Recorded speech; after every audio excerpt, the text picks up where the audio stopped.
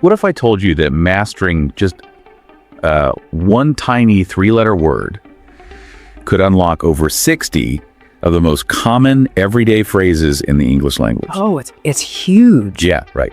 That word is P-U-T, put. If you want to make your English sound completely natural, you don't necessarily need to memorize thousands of complex academic words. You just need to know how native speakers use this one simple tool. It is so true. And it is wonderful to be here with you today for this deep dive. Yeah, glad to have you. Because we have recently looked at the verbs get and taken in previous discussions. And when you add put to that list, you build this massive foundation. I mean, these small verbs really do the heavy lifting in everyday English. They really do. Yeah, mastering them changes how you speak entirely. You stop sounding like you're translating from a textbook. Right, sounding kind of stiff. Exactly. And you start sounding like you're just chatting with a friend. Okay, let's unpack this. Today, we are going to explore the most useful combinations using the word put. We'll explore how native speakers blend them into their daily lives, and more importantly, we're going to explain exactly why these phrases mean what they do. So we're going to start by looking at the physical world, things we can actually see and touch. Think of the verb put as a pair of hands. Yeah. At its most basic level, put is just the physical action of picking an object up and moving it to a new location in space. That physical image of hands moving objects is the perfect starting point because every single phrase we discussed today builds from that physical motion. Yeah. So let's look at the phrase put on. This simply means to wear something. You physically take a piece of clothing with your hands and you place it onto your body. Okay. You might say, put on your jacket, it's freezing outside. Right, so you're transferring the jacket from the chair onto yourself. And the direct opposite of that motion is put down. This means physically placing something onto a surface.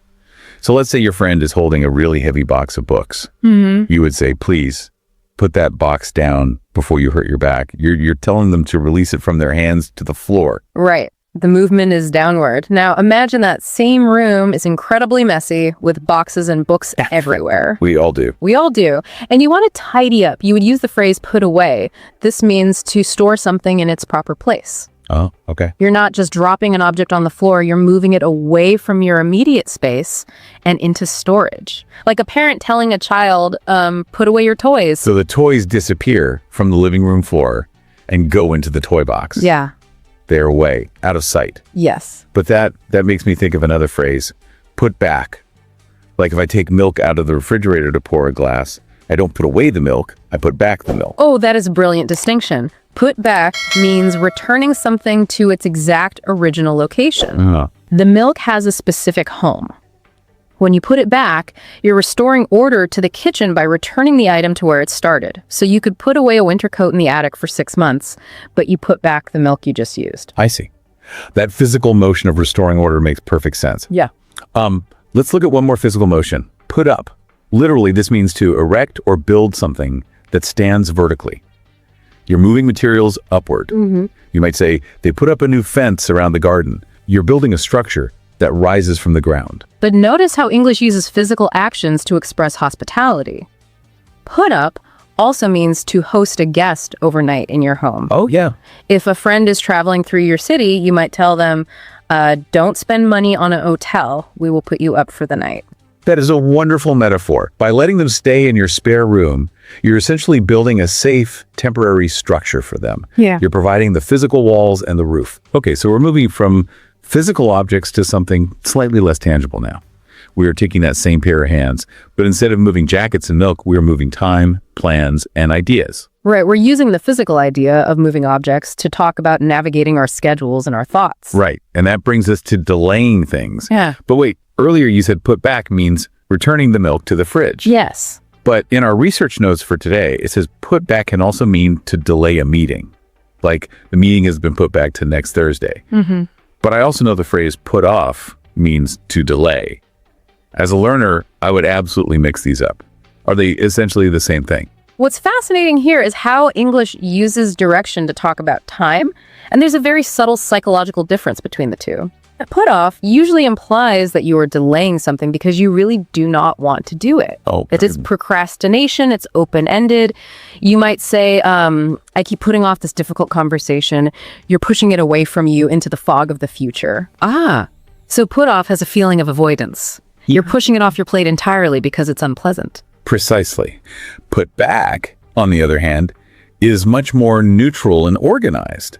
You're simply moving an event backward on your calendar to a new, specific, agreed-upon date. Oh, I get it. Like, the game was put back to Friday due to rain. There's no procrastination there. It's just scheduling. That clears it up perfectly. Put back is a calendar adjustment. Put off is avoidance. Yeah. Now, let's talk about assembling things. We have the phrase put together. In the physical world, it means assembling parts. You put together a wooden bookshelf. But we use it just as often for abstract ideas, like we need to put together a solid proposal for the new client. Right, you're gathering pieces of information just like you would gather pieces of wood, and you're building a cohesive document. And once that proposal is built, you need to show it to people. That is when you use the phrase put forward. Okay. It means to propose an idea or suggest a candidate. She put forward a brilliant strategy at the board meeting. I can visualize that perfectly. You're sitting at a long conference table, and you mentally slide your idea forward into the center of the table so everyone can examine it. Exactly. But having a good idea isn't enough. People have to actually understand what you're saying. Which requires our next phrase, put across. This means to communicate a complex idea clearly, usually in simple terms. If someone is a great teacher, you might say she really knows how to put across difficult concepts. The idea is successfully traveling across the empty space between her brain and your brain. It bridges the gap. I like that. Now, what about the phrase put in? We say things like, we are putting in a new kitchen sink. That's a physical installation. But how does that apply to our abstract efforts? We use it to talk about investing our time and energy. You'll often hear, he really put in the work to pass that difficult exam. Imagine the exam is a container. Okay. He took all of his focus, his studying, and his energy, and he physically placed it inside that container to get a good result. You're depositing your effort into the task. Yeah. Another one involving administrative effort is put down for. This means registering or signing someone up for an activity. If I'm organizing the weekend work schedule, I might tell you, I put you down for the Saturday morning shift. That traces directly back to the physical act of holding a pen and writing a person's name down onto a piece of paper.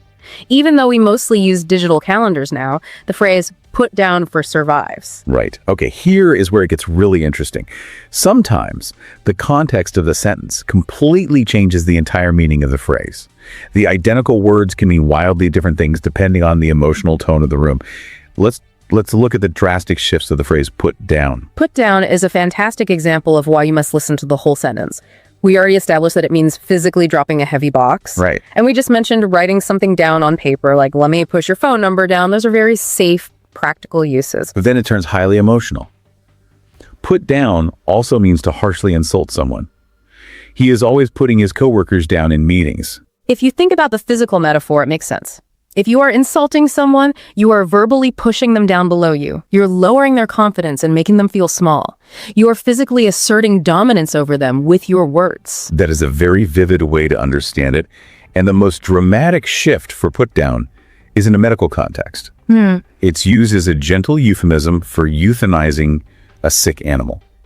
You might hear someone say, my cat was very sick and the vet had to put him down. It is a profound shift in meaning.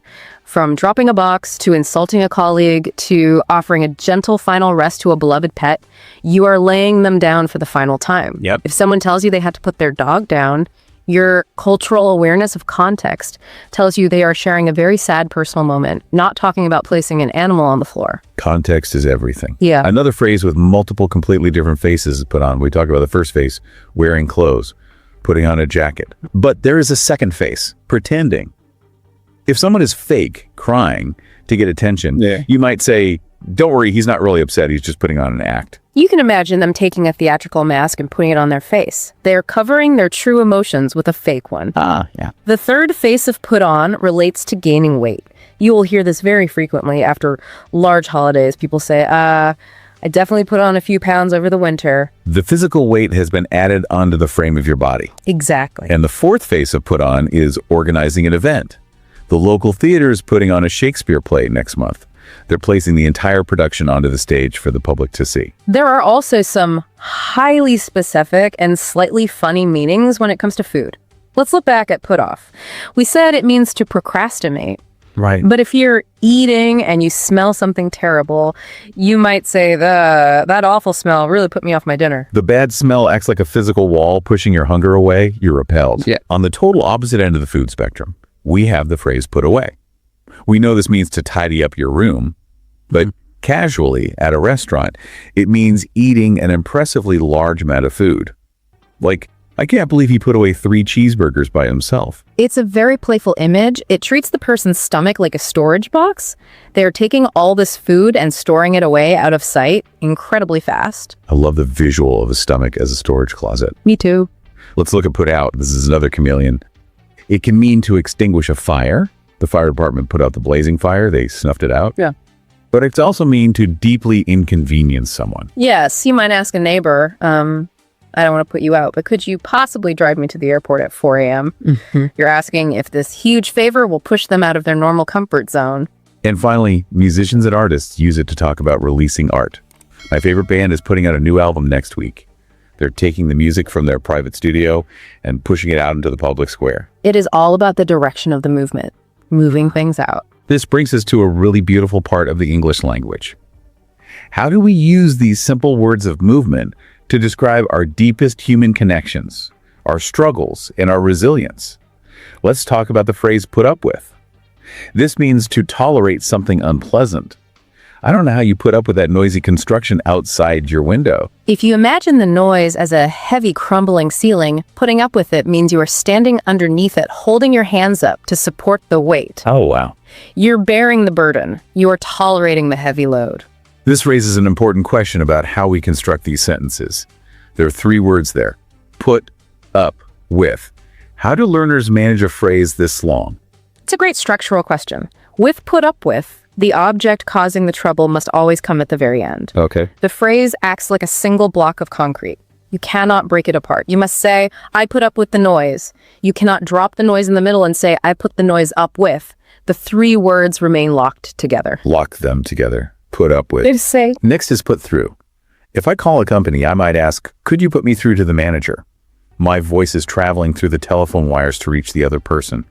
But emotionally, put through means forcing someone to endure a highly stressful experience. yes. A person might apologize to their family by saying, I am so sorry for the terrible stress I put you all through this year.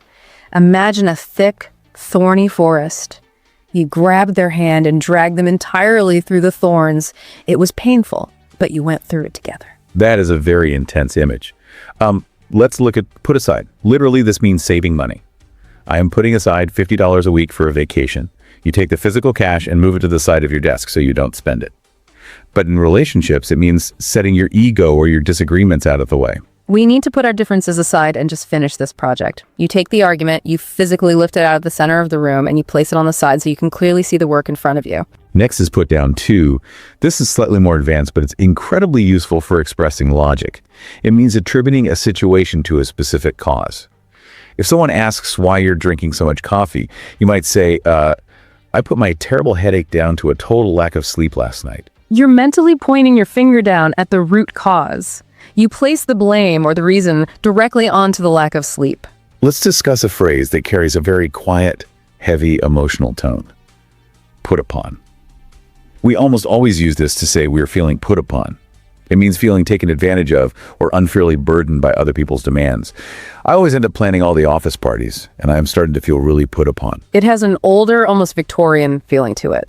Imagine someone taking heavy, wet winter coats and just draping them upon your shoulders one after another without asking. You're weighed down by the expectations of others. We also have the phrase put up for. This means holding something up for the public to consider, usually for sale or adoption. They are putting their house up for sale next week. Or the animal rescue put 3 kittens up for adoption. You are physically holding the sign up in the air so that anyone walking past can see the offer.